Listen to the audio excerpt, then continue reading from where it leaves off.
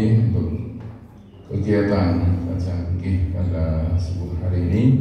Seperti biasa akan disampaikan oleh yang terhormat Ustaz Haikal Sa'ban LC MAG. Pada kesempatan hari ini insyaallah akan melanjutkan materi bulan yang lalu, yaitu tentang sholat ya. Mari kita simak bersama, semoga apa yang beliau sampaikan akan menambah ilmu bagi kita, meningkatkan keimanan dan kualitas ibadah kita sehari-hari. Di akhir acara barangkali ada pertanyaan dari para jamaah, insya Allah akan dijelaskan oleh Pak Ustaz. Kemudian sebagai acara penutup, para jamaah jangan pulang dulu, kita ngopi bersama di teras masjid yang supaya menghangatkan ya. Sekarang cuaca cukup dingin, jadi kalau udah ngopi ini mudah-mudahan jadi hangat gitu. Saya kira dari saya cukup sekian, terima kasih. Kita akhiri, wassalamualaikum warahmatullahi wabarakatuh. Waalaikumsalam warahmatullahi wabarakatuh.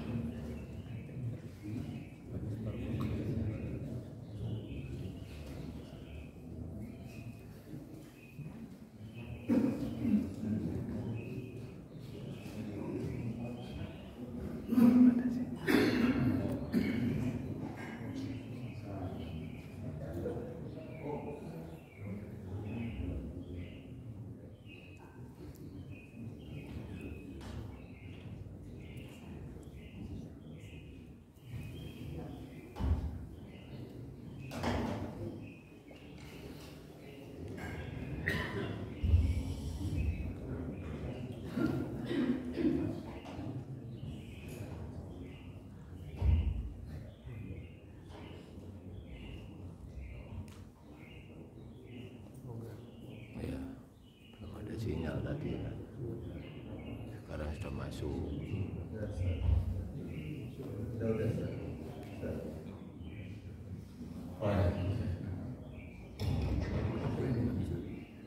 Baik, bismillahirrahmanirrahim. Assalamualaikum warahmatullahi wabarakatuh. Waalaikumsalam. Innal hamdalillah, sesungguhnya puji-pujian hanya mutlak milik Allah. Nahmaduhu, kita senantiasa memujinya, wa nasta'inuhu, dan juga senantiasa memohon pertolongan kepadanya, wa nastaghfiruh, dan juga senantiasa memohon ampun kepadanya. Wa na'udzu billahi min syururi anfusina, dan kita mohon perlindungan kepada Allah dari keburukan jiwa-jiwa kita. Wa min sayyiati a'malina, dan juga kita mohon perlindungan kepada Allah dari akibat atas amal buruk dan dosa yang pernah kita lakukan. Man yahdihillahu fala mudilla lahu, barang siapa yang telah Allah berikan dengan pemberian paling berharga dalam kehidupan, yaitu diberikan hidayah, maka tidak ada yang bisa menyesatkannya. Wa may yudlil fala hadiyalah, dan barang siapa yang mendapatkan kerugian terburuk dalam kehidupan, yaitu dibiarkan jauh dari cahaya Allah, maka tidak ada yang bisa memberinya petunjuk selain petunjuk Allah Subhanahu wa ta'ala. Asyhadu an la ilaha illallah wahdahu la syarika lah. Saya bersaksi bahwa tiada ilah atau sesembahan yang berhak untuk diibadahi dengan benar selain Allah, tiada sekutu baginya. Wa anna Muhammadan abduhu wa rasuluh, dan bahwa Muhammad sallallahu alaihi wasallam adalah hamba dan juga utusannya. Wa ba'du, Allah berfirman, ya ayyuhalladzina amanu taqullaha haqqa tuqatih. Wahai orang-orang yang beriman, bertakwalah kalian kepada Allah dengan sebaik-baiknya takwa. Wa la tamutunna illa wa antum muslimun, Dan janganlah sampai kalian meninggal melainkan dalam keadaan berpegang teguh dengan agama Islam. Dan juga Allah berfirman, ya ayyuhalladzina amanu taqullaha wa qulu qawlan sadida. Wahai orang-orang yang beriman, bertakwalah kalian kepada Allah dan berkatalah dengan perkataan yang hak, dengan perkataan yang benar. Karena dengan perkataan yang benar yuslih lakum a'malakum, Allah akan memperbaiki amal-amal kalian. Wa yaghfir lakum dzunubakum, dan mengampuni dosa dan kesalahan kalian. Wa may yuti'illaha wa rasulahu, barang siapa yang selalu berusaha taat kepada perintah Allah dan Rasulnya, faqad faza fawzan 'azima, dia sungguh telah mendapatkan kemenangan yang agung. Nabi SAW bersabda, fa inna asdaqal hadithi kitabullah, sesungguhnya sebaik-baiknya perkataan adalah kitabullah. Wa khairal hadi hadi Muhammad sallallahu alaihi wasallam, dan sebaik-baiknya petunjuk adalah yang dibawa oleh beliau sallallahu alaihi wasallam. Wa syarrul umuri muhdatsatuha, dan seburuk-buruknya perkara dalam agama adalah perkara baru yang diada-adakan. Wa kullu muhdatsatin bid'ah, dan setiap perkara baru yang diadakan adalah bid'ah. Wa kullu bid'atin dhalalah, dan setiap bid'ah bisa mengantarkan kepada kesesatan. Alhamdulillahirabbil alamin. Bapak Ibu sekalian yang semoga Allah rahmati, kita kembali mempelajari tentang melanjutkan fikih mengenai sholat, ya, dari kitab antara lain Fikih Muyassar, terjemahan dari sebuah kitab yang diterbitkan oleh penerbit Al-Quran di kota Madinah sana. Yang sering kita terima Al-Qurannya. Mereka juga menerbitkan sejumlah buku, di antaranya kitab Fikih Muyassar, kitab fikih yang ringkas, yang praktis, yang mudah, dan ditulis oleh sejumlah profesor dalam bidang fikih dan juga dalam bidang hadis. Kita tentunya masih membahas mengenai sholat. Suatu saat salah seorang sahabat, dia masuk ke dalam masjid yang di dalamnya terdapat Nabi Sallallahu Alaihi Wasallam. Kemudian dia sholat terlebih dahulu, lalu setelah itu menghadap kepada Nabi Sallallahu Alaihi Wasallam dan berkata, Assalamualaikum ya Rasulullah. Maka Nabi SAW menjawab, Waalaikumsalam. Kemudian beliau berkata, Irji' fasalli fa innaka lam tusalli. Kamu pergi kembali lagi, lalu sholatlah, karena sesungguhnya kamu belum sholat. Maka kemudian orang ini, sahabat yang mulia ini, kemudian kembali, ya, menuju tempat sholatnya dan sholat. Setelah itu kemudian kembali lagi ke Nabi SAW, Assalamualaikum ya Rasulullah. Waalaikumsalam. Lalu beliau kembali mengatakan perkataan yang persis sama. Irji' fasalli, kembalilah kamu dan sholatlah kamu. Fa innaka lam tusalli, karena sesungguhnya kau belum sholat. Akhirnya kembali lagi untuk sholat, ya. Setelah itu kembali lagi ke Nabi SAW, ya Rasulullah, Assalamualaikum. Waalaikumsalam. Nabi SAW ternyata berkata hal yang sama. Irji', kamu kembali, fasalli, dan sholatlah engkau, fa innaka lam tusalli, sesungguhnya kamu belum sholat. Maka kemudian orang ini mengatakan, ya Rasulullah, saya tidak bisa melakukan sholat yang lebih baik dari ini. Fa'allimni, ajarkanlah kepadaku sholat yang benar. Maka kemudian Nabi SAW menyebutkan sejumlah perkara yang sama sekali tidak bisa ditinggalkan dalam sholat, atau yang disebut rukun sholat, ya. Lalu beliau mengkoreksi orang tersebut karena dia tidak melaksanakan rukun secara benar. Karena rukun sholat seperti bangunan, seperti tiang dalam bangunan. Seindah apapun bangunan, seelok apapun, terbuat dari bahan-bahan yang mahal, sebuah bangunan dari granit, ya, kemudian temboknya, lampunya dari kristal dan seterusnya. Kalau sebuah bangunan ternyata tiangnya sudah mau hancur, orang tidak tertarik, Pak. Kenapa saya masuk nanti hancur? Ya. Begitu pula dengan sholat. Ada orang mungkin membaca dengan bacaan yang sangat indah, kemudian juga, ya, dengan hal-hal yang lain dalam sholatnya yang terasa baik, namun dia tidak mengerjakan rukunnya, maka na'udzubillahi min dzalik, maka sholatnya hancur. Sholatnya tidak dianggap oleh Nabi oleh Allah Subhanahu wa Ta'ala. Sebagaimana kita pernah disebutkan, inna rajula la yusallina 60 sana. Nabi SAW berkata, sesungguhnya seseorang sholat 60 tahun, wala tuqbal lahu shalah, akan tetapi satu sholat itu tidak diterima. Ternyata apa? La'allahu yatimmu ruku' wa la yatimmu sujud. Bisa jadi dia sempurnakan rukunya tapi sujudnya nggak sempurna. Au yatimmu sujud wa la yatimmu ruku', atau dia sempurnakan sujudnya tapi rukunya yang nggak sempurna. Subhanallah. Ini menunjukkan kepada kita betapa penting kita mempelajari mengenai tata cara ibadah kita sesuai dengan tuntunan Nabi kita Muhammad SAW. Ini adalah ilmu yang termasuk Nabi SAW mengatakan talabul ilm fardhatun ala kulli muslim. Menuntut ilmu adalah wajib bagi setiap muslim. Di antaranya adalah ilmu mengenai tata cara sholat yang benar. Kita bulan yang lalu kita sudah membahas sampai saya lupa ya. Apa membaca Al-Fatihah atau ruku di setiap rakaat. Sudah membahas ruku belum saya Pak ya? Oh belum. Ruku sudah. Bapak-bapak bilang belum. Yang benar yang mana nih Pak? Yang ruku. Ya. Kalau sujud belum tapi Bu ya? Sujud belum. Ya, baik akan saya secara ringkas saya review lagi. Ya. Kita sebutkan di sini di antara rukun sholat dalam kitab ini disebutkan pertama berdiri tegak. Sebagian ulama ada yang memasukkan rukun sholat yang pertama adalah niat. Ada juga yang memasukkan, termasuk penulis buku ini, niat di dalam syarat. Apa bedanya? Syarat itu sebelum dilakukannya ibadah, walaupun cuma sesaat. Adapun rukun ketika dilakukannya ibadah. Tapi tidak masalah karena keduanya yang penting harus dikerjakan. Itu saja yang paling penting ya. Dan para ulama sebagaimana disebutkan Imam Al-Qurtubi, beliau mengatakan para ulama telah berijma, telah sepakat bahwa letaknya niat adalah ketika seseorang takbiratul ihram. Takbiratul ihram, dia berniat mau sholat apa saya? Sholat yang wajib atau sholat sunnah ya? Ataupun sholat wajib, sholat apa? Zuhur atau asar ya? Dan ulama telah bersepakat bahwa yang disepakati oleh ulama niat itu letaknya di hati. Ini yang disepakati, letaknya di hati. Ya. Dan para ulama sebutkan, ya, jadi tadi niat itu letaknya ketika takbiratul ihram atau sesaat sebelum takbiratul ihram. Ya. Dan tidak sah bila niatnya kemudian dilakukan setelah takbiratul ihram. Allahu Akbar. Kayak sholat naon intinya. Sekarang baca zuhur ya, gitu.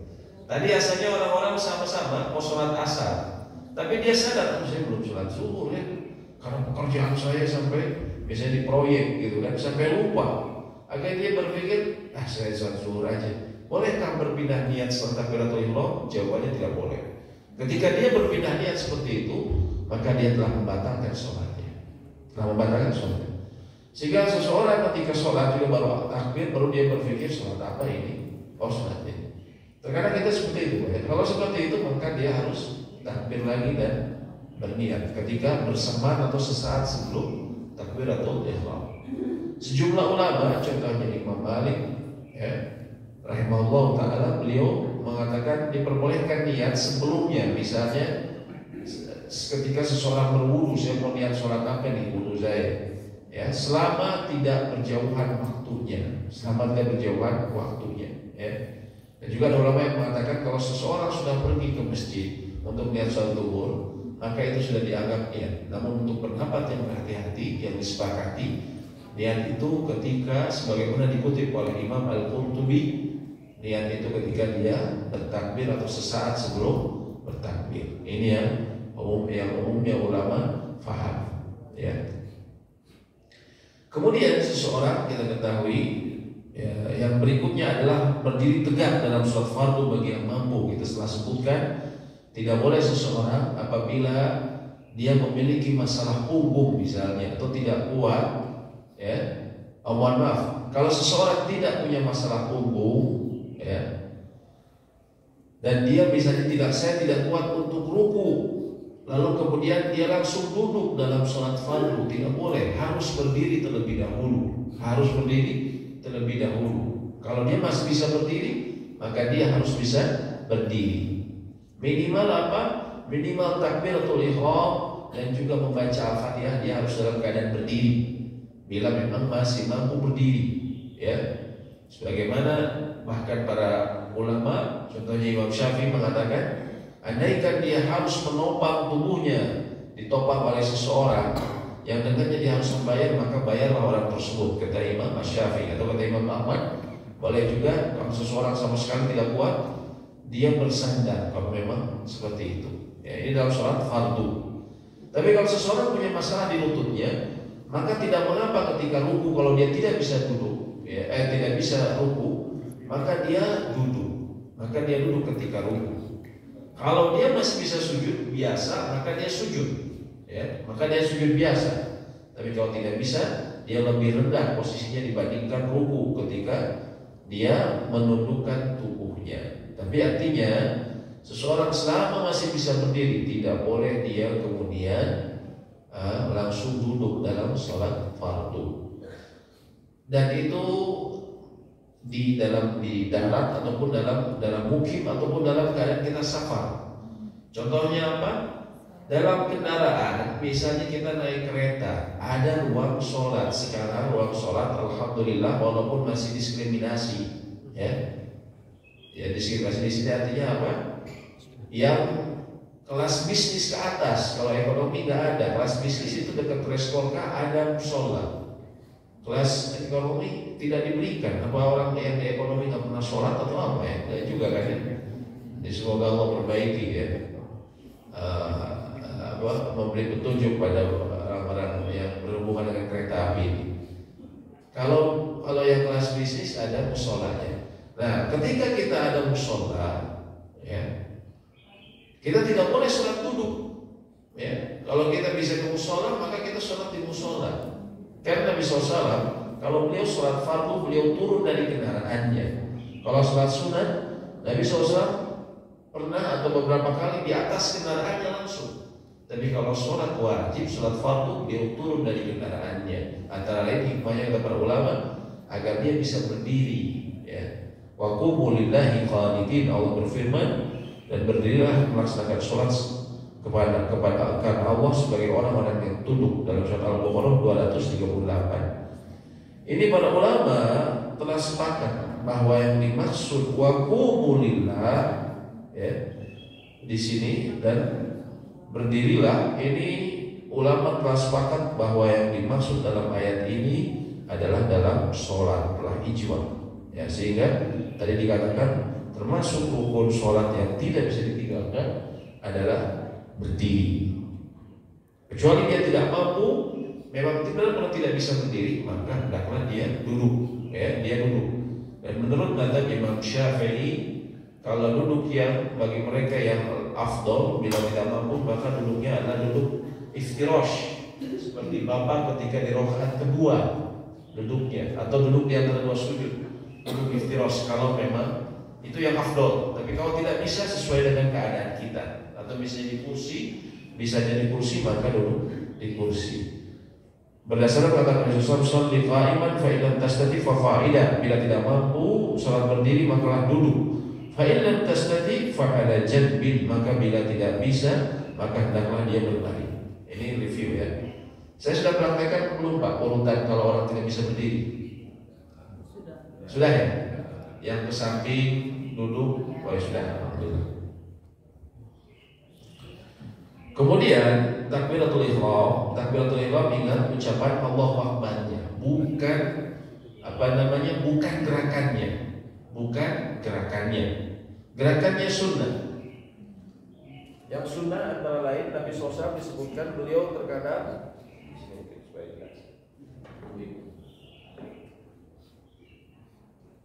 Nabi SAW sejajar dengan bahunya, terkadang sejajar dengan telinganya. Orang kan kadang ada yang begini, ada yang cuma begini, Allah Akbar. Ada juga yang begini, heboh, Allah Akbar. Nah, tapi yang tepat sejajar dengan bahu ataupun sejajar dengan telinga.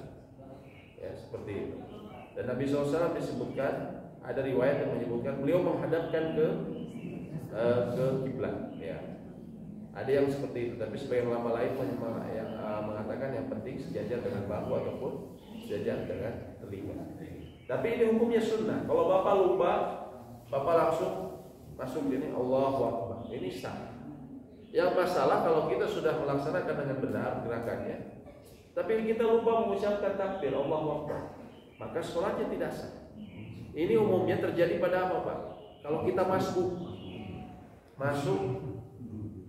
buru-buru kita langsung atau langsung, nah ini juga tidak sah.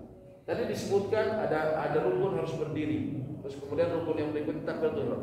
Takbiratul ihram di antara syarat sahnya harus dalam keadaan berdiri. Kalau seseorang bisa berdiri dalam sholat fardu, termasuk kesalahan kita kaum muslimin memahami, dan ini pendapat sepakat 4 mazhab, barang siapa yang mendapatkan ruku bersama imam, maka dia telah dianggap mendapatkan 1 rakaat. Sehingga terkadang orang begitu masuk karena ngejar rukunya imam, dia langsung Allahu Akbar. Apakah sah? Kenapa nggak sahnya, Pak? Kenapa? Tidak berdiri. Harusnya dia berdiri dulu. Mau dia nggak ngangkat tangan nggak masalah. Yang penting dia Allahu Akbar dalam keadaan berdiri. Tapi tentunya disunahkan takbir Allahu Akbar, baru kemudian dia turun. Dia yang aman kita ucapkan lagi takbir intiqal, takbir perpindahan. Ya, walaupun sebagian ulama mengatakan cukup sekalipun tidak mengapa, namun kalau yang afdal kita ucapkan lagi takbir intiqal. Allahu Akbar, baru kita turun Allahu Akbar. Ya. Ataupun kalau sekali, sebagian ulama tidak mengatakan tidak mengapa, Allahu Akbar. Tapi yang penting dalam keadaan berdiri.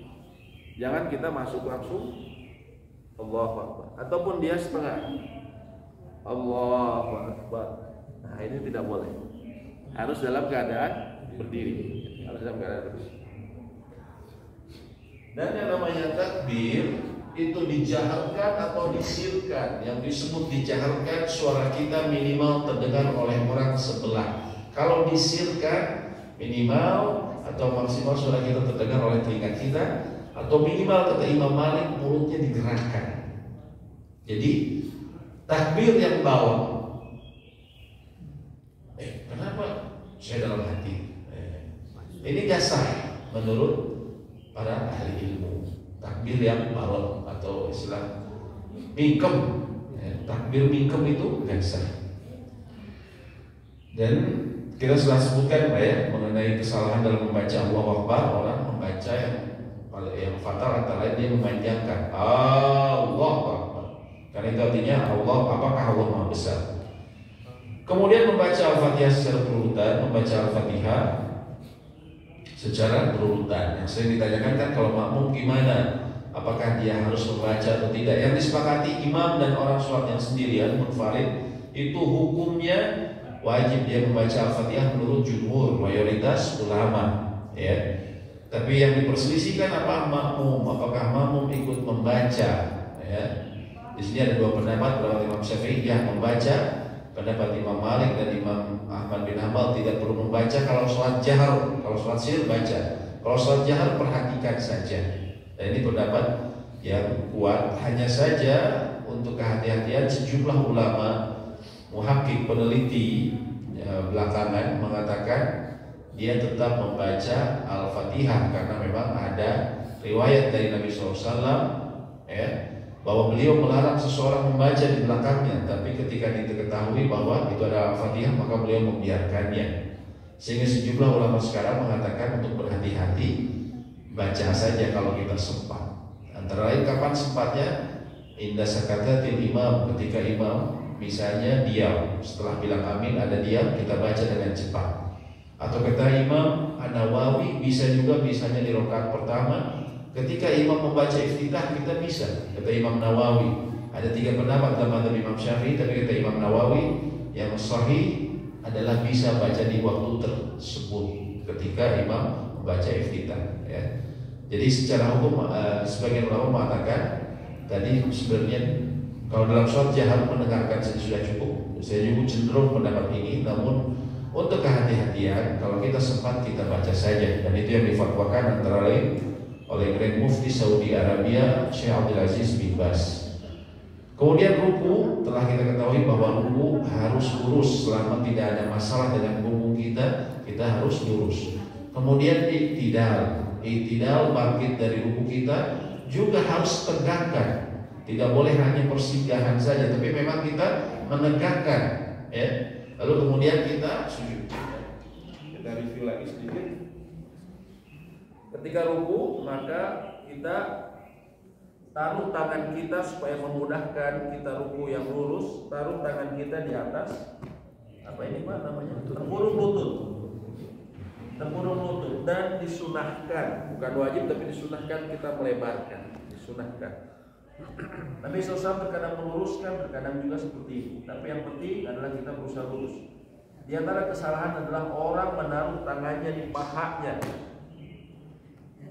Kalau ditaruh di pahanya, apakah lurus saya Pak?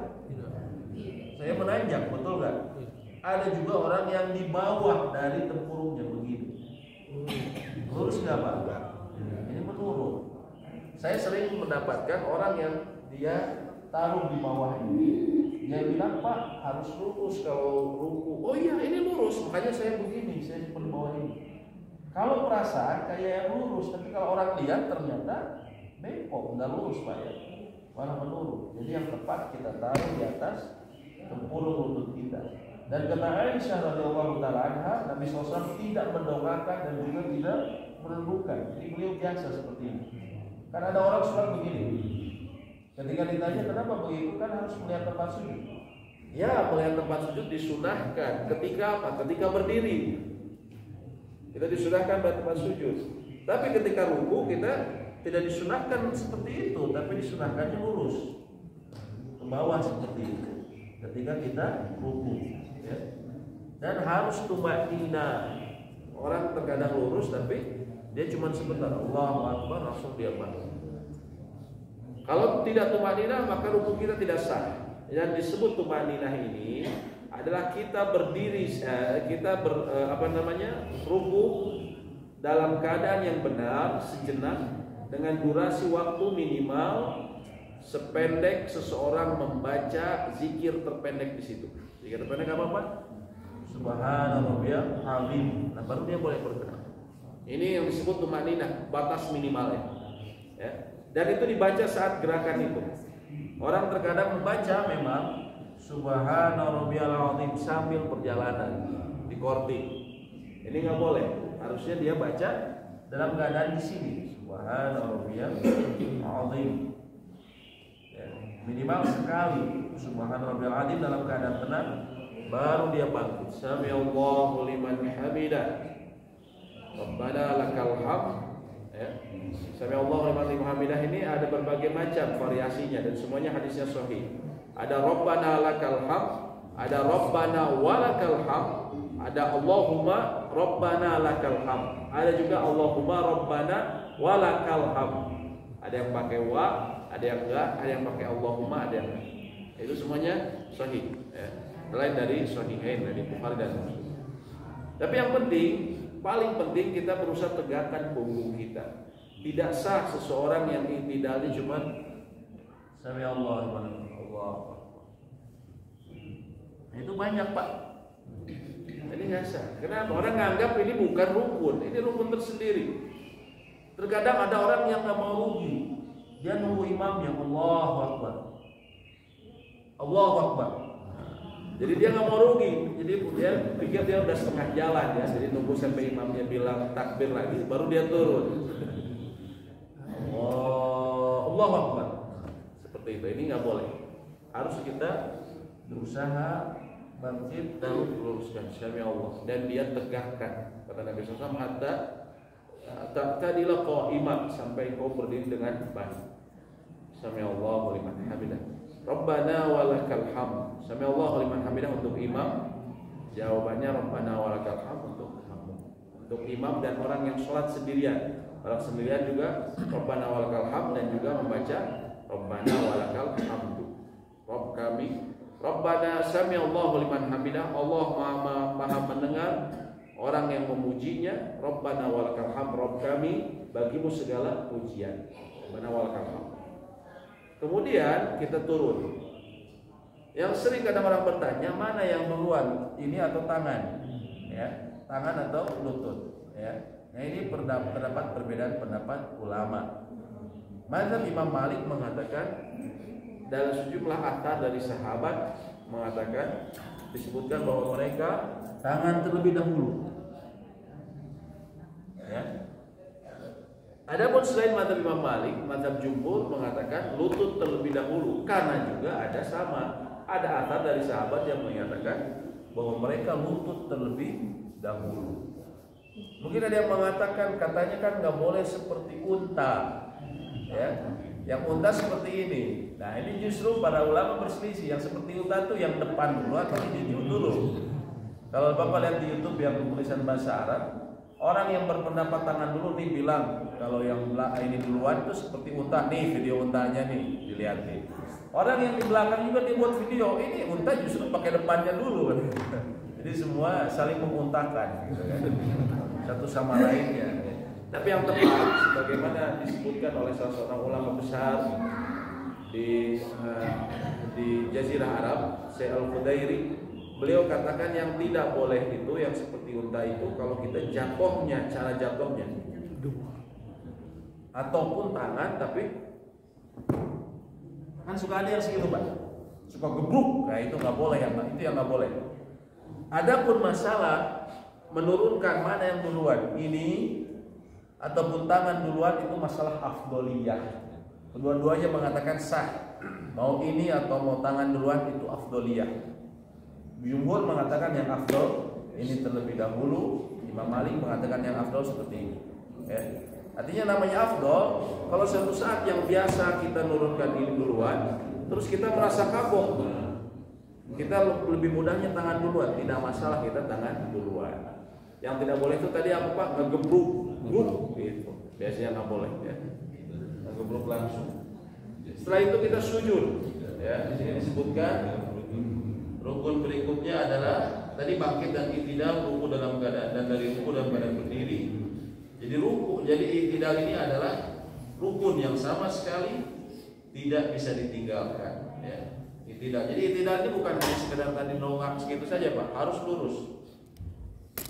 Berdasarkan perkataan Nabi SAW, warfa hatta ta'tadila qa'ima, sehingga kamu bangkitlah kamu sehingga beriktidal dalam keadaan berdiri. Yang berikutnya adalah tadi sujud, jatuhnya seperti itu.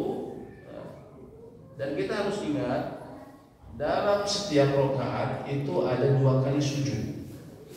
Sehingga kalau seseorang merasa cuma 1 kali sujud, artinya dia telah kehilangan 1 rukun. Karena sujud itu dalam setiap rakaat ada 2 kali sujud, ya. Kemudian sujud ini yang disepakati oleh ulama, dia harus menempelkan keningnya. Ini semua ulama sepakat, ya. Lalu sebagian ulama ada yang mengatakan sifat sempurnanya, bahkan ada yang mengatakan yang sah itu adalah sebagaimana yang disebutkan oleh Nabi SAW dalam hadis Bukhari dan Muslim. Nabi SAW mengatakan, umirtu, aku diperintahkan an asjuda, untuk bersujud ala sab'ati a'dhumin, di atas 7 anggota tubuh. Aku diperintahkan untuk sujud atas 10. Pertama apa? Beliau mengarahkan kepada wajahnya, dalam hadis lain kepada hidungnya juga. 1. Kemudian yusiru ila kedua tangannya. 1, 2, 3. Kemudian rukbataihi, ininya, lututnya. 1, 2, 3, 4, 5, wator dan ujung kakinya, 6, 7 ujung kakinya. Itu harus menempel dalam satu waktu. Ya. Dan termasuk di antara makruh, di antara sunnah, seseorang melebarkan pahanya. Pahanya dilebarkan, ya. Pahanya dilebarkan dan dia menjauhkan perutnya dari pahanya. Sehingga termasuk makruh seseorang seperti ini. Namun ini tidak membatalkan, hanya mestinya makruh. Yang sunnah di kita lebarkan. Dan tidak pula berlebihan. Ada juga orang yang berlebihan. Seperti ini kan Pak. Ada yang begini, ada juga yang berlebihan begini. Menurut saya yang benar adalah pertengahan biasa saja. Dan badi lebarkan. Adapun posisi tangan, Nabi SAW disebutkan oleh para sahabat, terkadang beliau menaruh di samping apa namanya, pundak, bahunya, terkadang di samping kepalanya. sama seperti kita takbir. Ya, sama seperti takbir. Kadang sejajar dengan bahu, terkadang sejajar dengan kepalanya ketika sujud, ya, ketika sujud. Dan beliau ya menghadapkan jari jemarinya menuju kiblat. Jari jemarinya kiblat. Dan termasuk yang beliau larang adalah seseorang menghamparkan tangannya. Karena ini seperti penghamparan seekor anjing kata Nabi SAW. Ini nggak boleh. Tapi hukumnya makruh, bukan sampai membatalkan sholat. Ya. Seperti itu. Kemudian juga tadi ya makruh berikutnya seperti ini ya, nampakkan. Ya. Dan mengenai kaki, tumit, ujung kaki. Di sini para ulama berbeda pendapat. Sebagian ada yang mengatakan dia dilebarkan seperti ini, sebagian ada yang dirapatkan. Tapi kedua-duanya itu dihasilkan dari hasil pemahaman. Tidak ada hadis yang mengatakan langsung bahwa tumit dirapatkan atau dilebarkan. Tapi berdasarkan pemahaman, Pak. Mereka yang memahami seperti ini dilebarkan. Kenapa? Karena Nabi SAW memerintahkan menggunakan paha dilebarkan. Sehingga kalau paha dilebarkan ke belakang menjadi dilebarkan juga. Ya, ini adalah dalam mazhab Imam Syafi'i dan yang lainnya. Adapun sebagian ulama yang mengatakan dirapatkan. Kalau dilebarkan seperti ini, karena diperintahkan dilebarkan. Adapun yang mengatakan dirapatkan, ini berdasarkan hadis bahwa Nabi SAW Aisyah pernah suatu malam beliau bangun, ternyata mendapati Nabi SAW lagi tidur. Lagi sholat malam. Dan Aisyah disebutkan beliau mendapati kaki Nabi SAW, dua kakinya dengan satu tangan beliau. Artinya kalau satu tangan memegang dua kaki, kan kemungkinan berarti kakinya apa? Rapat. Nah, sehingga sebagai ulama menganggap bahwa yang sunnah rapat. Nah, jadi dalam hal ini terdapat kelonggaran ya berdasarkan pendapat ulama dan hasil memahami beberapa keterangan. Ya, sebagian ada yang mengatakan lebar dan sebagian rapat. Ya, kalau saya masih belum rapat, tapi tidak masalah bila kita memang lebar pun karena ini termasuk khilaf fiqh perbedaan pendapat yang diakui masing-masing dari dasar yang kuat. Ya. Yang berusaha kita lakukan, saya ingatkan lagi Pak, tadi kita berusaha untuk menempelkan 7 anggota tubuh dalam satu waktu. Saya kan pernah contohkan ya. Tidak boleh misalnya kita begini. Wow. Beres yang ini kita lihat. Kadang ada yang sampai sini. Udah gitu langsung kita. Itu berapa Pak? 6. Yang legal berapa? 6. Nah, ada juga saya pernah lihat orang yang seperti ini langsung. Allah. Oh, ini berapa Pak? 5. Setengah. Jadi kalau kita gagal, nah kita gagal boleh digaruk Pak. Tapi setelah digaruk simpan dulu kakinya. Nah, baru kita tindak. Kalau memang masih gagal. Tapi jangan ada satu waktu yang kita tidak menempelkan kecuali hanya 6 saja. Kalau harus ada satu waktu kita tempelkan 7 anggota tubuh tersebut. Ya. Seperti itu. Baik, sampai sini ada yang mau ditanyakan? Ya, sekarang mengenai yang sujud tadi kan. Biasanya tuh pada saat sujud, pada saat kalau tempatnya itu terlampau sempit ya, terlampau berdesakan, kalau ruangan sempit tuh kadang tuh nggak bisa ya. Jadi agak rapat ya. Iya, jadi agak rapat itu gimana ya? Ya, baik. Ketika sujud kita disunahkan, kalau bisa kita disunahkan melebarkan apa? Tangan kita. Kalau memungkinkan. Tapi kalau saat berjamaah tentunya tidak bisa. Kita harus mengikuti. Tidak masalah kita mengikuti, tapi jangan ditinggikan saja, Pak. Jangan dihamparkan. Kita nggak masalah begini, kita rapat gini ya. Karena posisi berjamaah sulit, tapi kalau tidak boleh jangan ditinggikan saja. Seperti ini. Jangan dihamparkan. Ya. Termasuk Pak Kalau kita di sholat di rodo itu kan harus mengkerut begini Pak. Sholat di rodo. Jadi sujudnya sholat di rodo karena sempit. Bagaimana sholatnya tadi nggak bisa sempurna. Iya. Tapi alhamdulillah kalau rodo sekarang insya Allah bisa Pak. Kalau rodo dulu memang kita rebutan masuknya. Tapi alhamdulillah setelah COVID kita sekarang masuk harus dengan tasrih, dengan izin. Biasanya ditentukan waktunya semenjak COVID kemarin.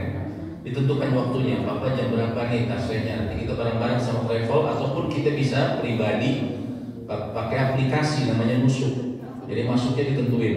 Dan itu hikmahnya apa? Kita itu masuk ke situ udah di kuota. Jadi artinya apa? Insya Allah kita bisa sujud secara baik. Kalau dulu memang kan rebutan, akhirnya ya dulu saya terus terang saya nggak bisa sujud memang. Artinya selalu dapat itu nggak bisa. Sekarang alhamdulillah, Bapak minimal 5 menit lebih bahkan sampai 15 menit bisa. Alhamdulillah ini setelah hikmah COVID. Ya silakan Pak.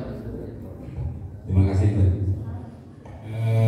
Tadi Pak Ustadz mengatakan bahwa kadang-kadang kita suka sibuk ya. Nah, kemudian kita ketika waktunya asar kita lupa melaksanakan sholat asar. Kemudian begitu sholat maghrib kita ikut berjamaah di masjid.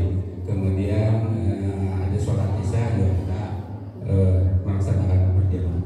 Tapi setelah istirahat kita lupa bahwa sholat asar belum dilaksanakan karena mungkin atau terlalu sibuk atau memang udah tua lupa dan sebagainya. Nah itu tindakan apa yang harus kita laksanakan? Terima kasih. Ya sholatnya lupa ketinggalan satu sholat Pak ya. Sholat asar. Maka bagaimana? Maka Nabi SAW sudah memberikan solusinya. Ya, idza nasiya ahadun sholatan, bila salah seorang dari kalian dia lupa sholat, au nama anha, atau dia tertidur dari sholatnya tersebut, bablas misalnya, kita baru bangun jam 7, maka sholatnya ketika dia ingat atau ketika dia terjaga, langsung ketika itu. Dan tidak ada kafarat selain itu kata Nabi SAW. Tidak ada kafarat selain itu. Jadi ketika Bapak ingat, Bapak langsung sholat. Walaupun Bapak ingatnya di waktu isya, walaupun Bapak ingatnya di waktu subuh, saya belum sholat tadi malam, atau bahkan besoknya. Kemarin itu kan ada ini itu, sehingga saya benar-benar lupa. Ya, apa yang dilakukan? Langsung, walaupun esok harinya Bapak langsung kerjakan. Ya, dan tidak ada kafarat selain itu. Walaupun Bapak kerjakan di waktu terlarang. Sholat ini kan ada waktu terlarang Pak, untuk sholat sunnah mutlak. Ketika matahari persis berdiri, ketika matahari persis terbit, ya. Kemudian ketika matahari persis berada di atas kepala kita, kemudian matahari ketika tenggelam. Juga ada waktu yang dianggap cabang dari 3 hal tersebut, yaitu pada subuh sampai menjelannya sampai terbit. Begitu pula setelah pada asar, setelah pada asar sampai matahari terbenam. Kan orang tidak boleh sholat setelah asar ya. Itu waktu yang terlarang. Tapi kalau kita baru ingatnya pada asar, maka tidak ada masalah, langsung kita sholat. Jadi ketika kita lupa untuk tertidur, walaupun di waktu terlarang kita boleh melakukannya. Sama juga maaf, banyak sekali orang yang kalau 14 tidur bangun jam 7 pagi, dia anggap sudah lewat waktu subuh sehingga tidak sholat subuh. Nah ini kesalahan fatal. Harusnya dia tetap sholat subuh. Tidak bisa ditinggalkan kalau dia sudah berakal dan dewasa, sudah balik. Bahkan ada orang juga yang mengutamakan jam 7, aduh ngantor nih kesiangan, buru-buru sholat ditinggalin. Kenapa? Soalnya ngantor. Kalau Bapak sampai kantor, siapa yang jamin Bapak bisa sampai kantor? Kalau kejadian apa-apa di jalan, Bapak tidak sholat, atau anak kita nggak sholat, mau ujian nih, bangun jam 7, udah langsung pergi aja, nggak usah sholat. Jangan, ya. Punya ibu, punya cucu, punya anak, sholat dulu, tetap sholat dulu, ya ditanamkan. Ya, kalau enggak nanti setelah besarnya gitu, bangun terlambat, yang dikejar pikirannya duniawi, langsung masalah, aduh saya terlambat di kantor, nggak enak sama atasan. Kenapa? Karena atasan saya ngasih fasilitas ini dan itu. Gak enak sama atasan tapi gak enak sama Allah. Padahal Allah yang memberikan dia, yang menciptakan dia, memberikan dia ruh, memberi dia rezeki, memberi dia nafas dan seterusnya. Ya, artinya jangan sampai seperti apa kalau kita bangun terlambat kita lupakan seperti itu ya. Allah a'lam bishawab. Kira-kira seperti itu Pak ya. Silakan kalau ada pertanyaan lagi. Mangga. Kalau tinggal itu tangannya jatuh atau disedekap? Kalau apa Pak? Setelah ruku ya. Setelah ruku apakah Sami Allahu liman hamidah rabbana walakal. Apakah kita seperti ini ataukah seperti ini? Ini memang terdapat perbedaan pendapat. Sejumlah ulama Syafi'iyah dan juga sebagian, tapi nggak seluruh ulama Syafi'iyah, dan juga sebagian ulama dari mazhab Imam Ahmad bin Hambali, mereka mengatakan disunahkan untuk kembali lagi seperti ini. Karena memang hadisnya mengatakan beliau setelah ruku beliau kembali lagi. Nah mereka menganggap, sebagian ulama menganggap kembali lagi kan tadi sebelumnya seperti ini, berarti kembali seperti ini. Tapi kalau jumhur, mayoritas ulama mengatakan kembalinya seperti ini, irsal, dilepaskan ya, seperti ini. Kalau jumhur dilepaskan, karena yang disebut kembali itu kembali ke sebelum dia bersedekah. Dan bersedekah ini dalam sholat, tadi saya belum bahas ya. Ini hukumnya sunnah ya. Nabi SAW disebutkan beliau terkadang melakukan yang disebut al-wad'u, meletakkan saja. Terkadang beliau letakkan saja begini. Terkadang beliau melakukan yang disebut qabdu ini beliau menggenggam. Terkadang diletakkan saja, terkadang digenggam ya. Bagaimana letaknya? Letaknya para ulama memang berbeda pendapat. Sebagian ulama dan dalam mazhab Imam Syafi'i di dada. Namun yang dimaksud dada sama mereka itu adalah antara payudara sama pusat. Ini yang disebut dada menurut mereka. Dalam mazhab Imam Ahmad dia adalah di bawah pusat. Ini contohnya makanya di Saudi secara umum mazhab fikihnya Hambali. Kita sering lihat kalau di Masjidil Haram orang sholat orang Arab sholatnya gini Pak ya. Ini bukan males Pak ya. Bukan males, emang mazhabnya begini. Disunahkannya begini, bukan karena kuhoreamna gitu ya. Ini bukan, karena memang mereka mazhab ininya seperti ini ya. Syafi'i seperti ini ya. Namun para ulama mengatakan, atau Syekh Utsman Al-Khamis, salah seorang ulama besar di Kuwait, mengatakan tidak ada hadis sahih yang menyebutkan posisi tepatnya Nabi SAW, sehingga dalam hal ini terdapat keleluasaan. Walaupun ada yang seperti ini juga Pak ya. Nah, kenapa ini saya bawa pedang? Loh, Nabi SAW sahabat bawa pedang, kita bawa pedang aja nggak pernah, jadi nggak usah ini. Atau misalnya ada yang menganggap di sini itu, saya pernah dengar penjelasan dari seorang ulama, ada yang menganggap di sini itu adalah tempatnya hati. Jadi katanya di sini, tapi ini tentunya tidak tepat ya. Biasa saja kalau nggak di sini, ya. Ada juga yang begini kan, tidak. Artinya biasa saja begini. Tadi kalau Nabi SAW itu disebutkan beliau kalau tidak meletakkan menaruh seperti ini di atas ininya, atau beliau qabdu, beliau seperti itu. Dari hukumnya sunnah. Dalam mazhab Imam Malik, sebagian ulama Imam Malik mengatakan menurut mereka disunahkan dilepaskan. Sehingga kalau Bapak menemukan di Masjidil Haram atau Masjid Nabawi ada orang yang sholatnya begini, jangan menganggap itu langsung Syiah. Karena kan Syiah terkenal begini. Karena tidak semua yang begini Syiah. Katanya dalam mazhab Imam Malik. Imam Malik ini mazhabnya banyak diikuti, antara lain di Aljazair, di Maroko. Begitu pula di sebagian negara Uni Emirat Arab. Ya, di Solo ada masjid yang merupakan replika dari yang versi kecilnya yang ada di Uni Emirat, Masjid Zaid ya. Ziyad atau Zaid Pak? Zaid ya. Itu yang aslinya di sana di Uni Emirat. Kalau kita lihat di YouTube, mereka kadang sholatnya, dalam sholat tarawih yang panjang-panjang, mereka sholatnya begini. Apakah mereka Syiah? Bukan. Mereka dalam hal ini mazhab Malikiyah. Sebagian ulama Malikiyah menganggap yang sunnah seperti ini. Ya, tidak semua itu adalah Syiah. Memang jadi ini sunnah. Jadi kalau ada yang seseorang kelelahan, misalnya sholat tarawih panjang, bolehkah dia seperti ini? Kalau ditanya boleh. Ya, kalau memang dia sudah nggak kuat kelelahan, lepas saja. Artinya ini tidak mempengaruhi sholat. Ya.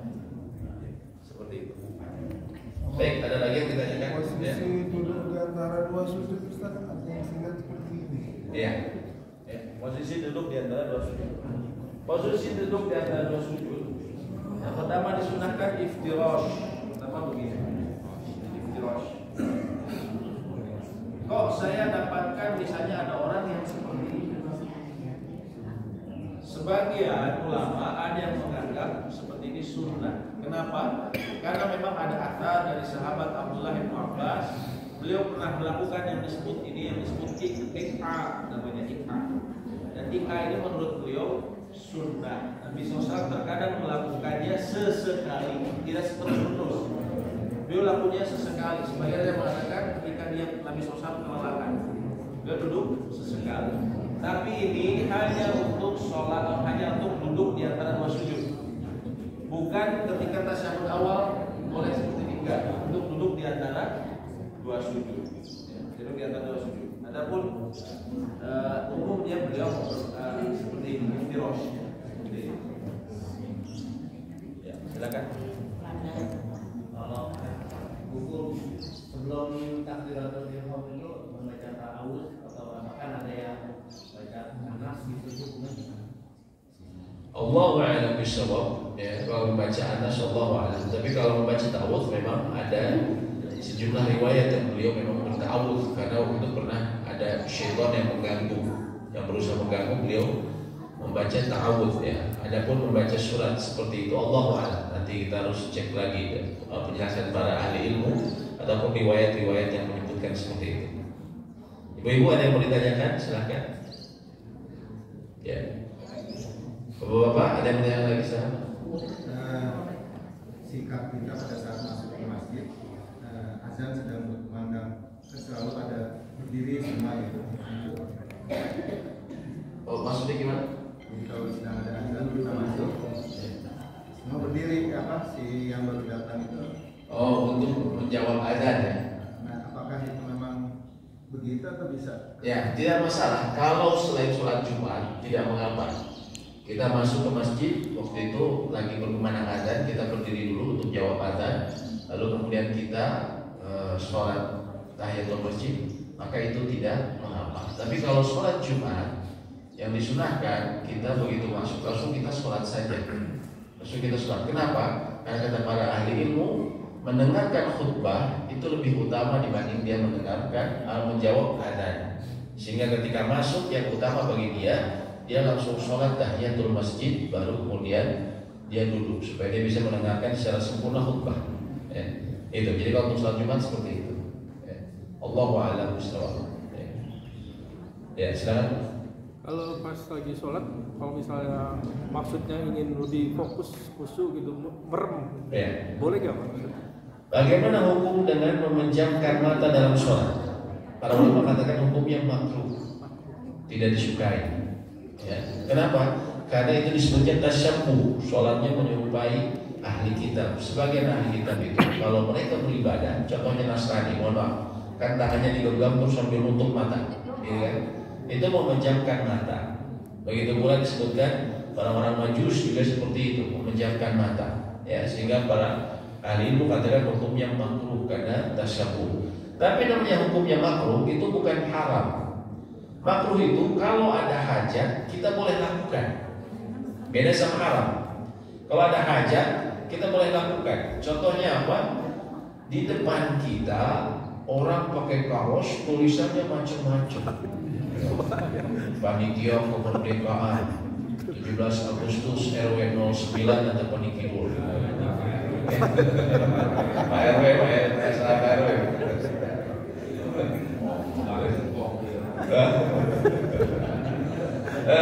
Akhirnya kita terganggu jadi baca terus gitu ya, apalagi dituliskan nama panitia semuanya, bekerja sama dengan DKM berlima. Kalau kita konsentrasi kita terganggu, kita boleh menutup mata. Kalau ada hajat seperti itu, ataupun mohon maaf kadang orang sholat anak muda di depan kita pakai celana jeans, pakai kaos, ketika sujud itu mohon maaf terlihat auratnya, biasanya belahan ininya, belakangnya itu kelihatan, itu mengganggu kita misalnya, maka kita boleh ya. Ataupun misalnya seperti kita sholat di tempat yang sangat silau. Kalau bapak misalnya sholat Jumat kita terlambat di Masjid Nabawi atau Masjidil Haram, itu kita dapat di rooftop. rooftop ini kan putih dan slow. Kalau nggak bawa kacamata hitam